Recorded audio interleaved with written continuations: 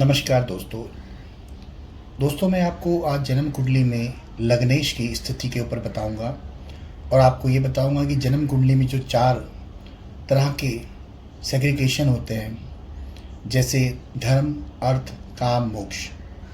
अगर आप किसी को जन्म कुंडली के बारे में थोड़ा बहुत आपको नॉलेज हो रहा है या फिर आप समझना चाहते हैं तो ये मेरे उन दोस्तों के लिए है। तो जन्म कुंडली में धर्म के 3 भाव होते हैं, अर्थ के 3 भाव होते हैं, काम के 3 भाव होते हैं और मोक्ष के 3 भाव होते हैं। और ये होते हैं आपके 12 भाव टोटल। तो 3-3 में से डिवाइड हो रखे हैं वो।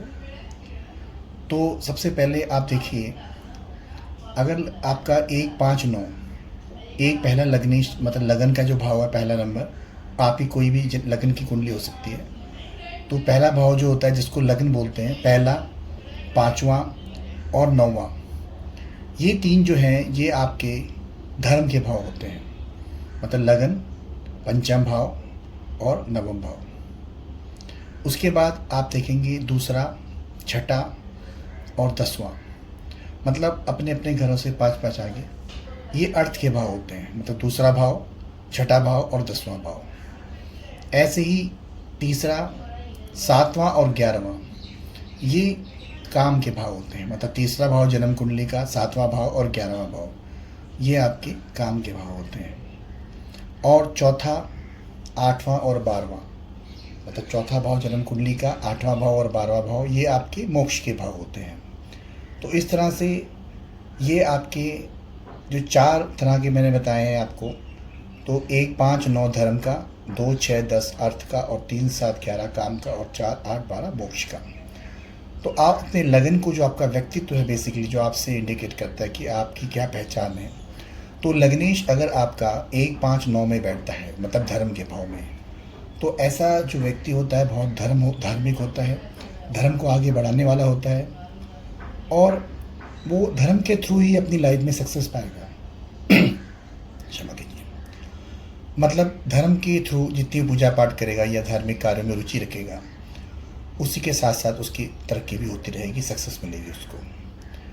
और ऐसे व्यक्ति को जो है जिनका लग्नेश दूसरे, छठे या 10वें भाव में बैठा है, मतलब अर्थ के भाव में, अर्थ को तो आप जानते हैं फाइनेंस, तो जो ऐसा इंसान होता है वो सिर्फ पैसे कमाने के लिए पैदा हुआ है। मतलब उसको पैसे कमाने के अलावा और कुछ समझ ही नहीं आता। सबसे ज़्यादा उसकी रिक्वायरमेंट पैसे की होती है और उसी फैमिली में उसका रीबर्थ होगा जहाँ पे वो पहले हुआ होगा। ये भी होता है, जन्म कुंडली के पूर्व जन्म से भी रिलेशन होते हैं, तो उसी की फैमिली में रीबर्थ उसका हुआ है कि जहाँ वो पहले हुआ था। इस तरह से भी देखा गया है।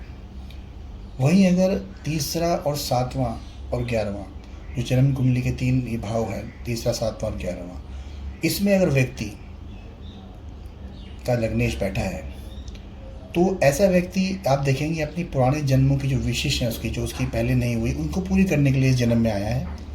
और ऐसा जातक जो चाहता है, देखा गया है वो जीवन में उसको वो पाता भी है।